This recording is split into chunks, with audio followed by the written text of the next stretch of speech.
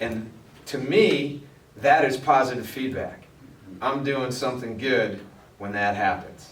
So it's nice. So good, great answer. Dylan, and then we'll go Truman. What would you say was like your first challenge you encountered when you started coaching? My first challenge, I would say, was happening in the past couple years, because everything else in the X's and O's you kind of learn if you don't know. But it was this year, and that feeling of like, I deserve a job, I deserve an opportunity, but I'm not getting that opportunity. And learning that it's more than just what you know. You can go out there, you can be the best coach. Also, even before that, like being an assistant coach or JV coach and feeling like, okay, I kind of know what we should do, but you kind of got to bite the bullet for your head coach. That's actually going to be, because a lot of you guys are going to start as assistant coaches. And to be honest, sometimes you're going to know more or know better than your head coach. It's just reality. Sometimes they're older, they're out of touch, right? Sometimes they don't have the relationship that you have with the players. And that ability to be able to sort of, ride or die with your head coach is key. It's something I talk about with the head coach here. Because in my mind, there's no way as an assistant coach you can succeed while the head coach fails.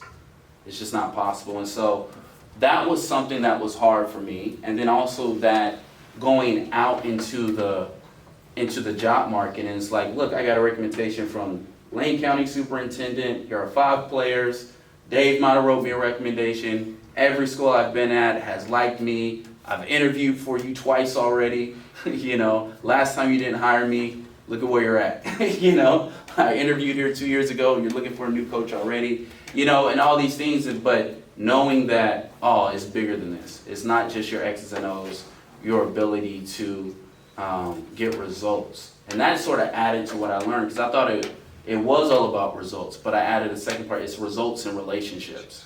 You got to be able to get results and build relationships, so that's huge. It's good. You mentioned that you would never coach Division I ball due to time management, but would you consider coaching maybe a junior level or even a community college because it's more of a wiggle room? Yeah, I think it just depends on your preference and personal goals. I think one of the things that I want to encourage anybody who's getting into coaching is to have an idea of what you want. Like where do you see yourself in your coaching career 10, 15, 20 years from now? I'm not at all knocking Division I college coaching. I think it's great. What I personally desire more in life is the freedom. I would need a really good opportunity, right? It would have to be something that it makes sense for me and my family. There's other things you got to think about, right? It's not just me that I got to think about. I got a wife, I got 2 kids, one who has autism.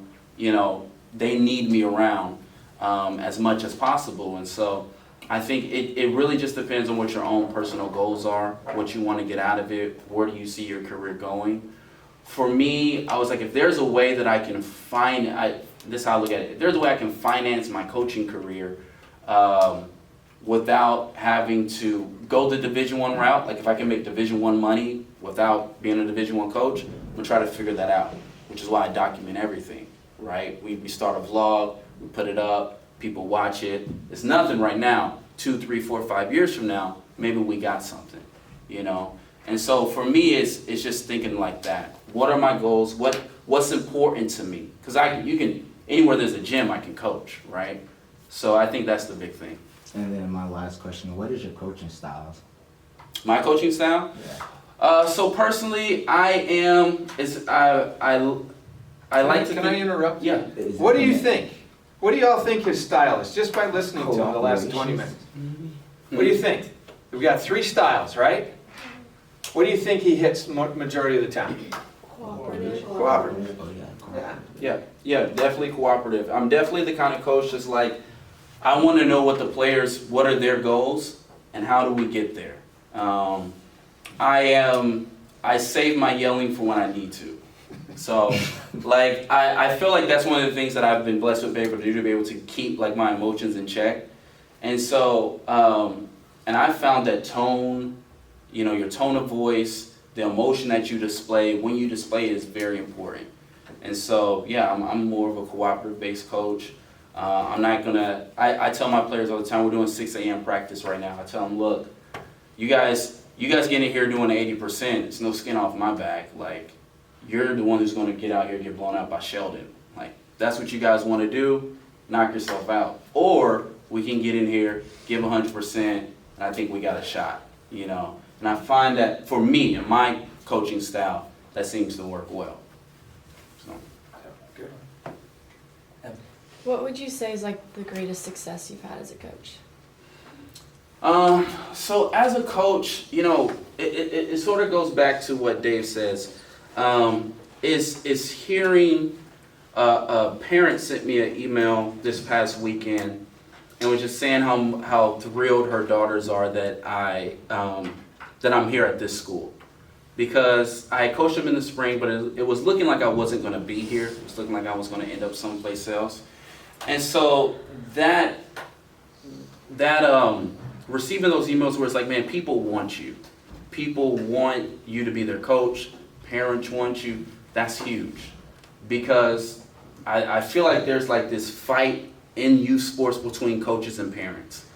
And when you feel like, man, the parents got my back, the kids want to coach for me, those are huge for me. Because I feel like to get the results then becomes super easy. It becomes really easy. And we've had a really successful fall season, had a very successful spring season. And so for me, while I have the goals to win state championships, all that stuff, that's cool. Those are more like pit stops along what I consider greater goals, which is the relationships. Because, you know, I always tell other coaches, like, these kids do not care that you won a state championship in 2001. Like, they could care less. They're not interested in it. You know, I go to some prep coaches who are talking about this thing that worked back in '97. These kids don't care, man. They're not interested. But to be able to know that, man, they respect you, they want to come in and work hard for you, that's huge wins for me. Another good one. Keep it going. Great questions.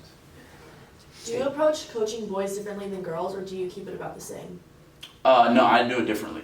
And this is actually something I talked about in my interview, is I think what I found, and it's even why I prefer coaching girls than boys, particularly younger, like high school, middle school.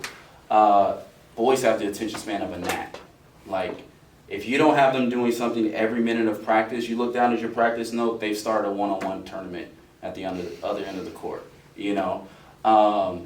Girls, what I found is, while the skill may take a little bit longer to develop and it's going to be a lot more varied, I think as you get up, it's like, so what I've noticed, like in boys high school, the skill level sort of shrinks, and with girls, it sort of like stays the same in a particular program.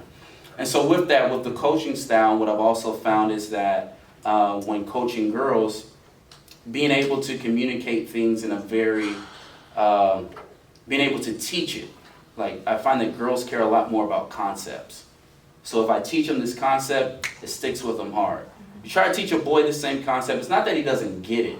It's just that he wants the results. Coach, how is this going to help me score an extra 2 points a game? Or what's the result? And so I find that has a great bearing. I've also found that in the team environment, team is very important amongst girls. I found that boys can like really not like each other and still go out there and play. And I found that girls, if they don't like each other, it becomes unbearable for everybody. That is a great point, what he just said.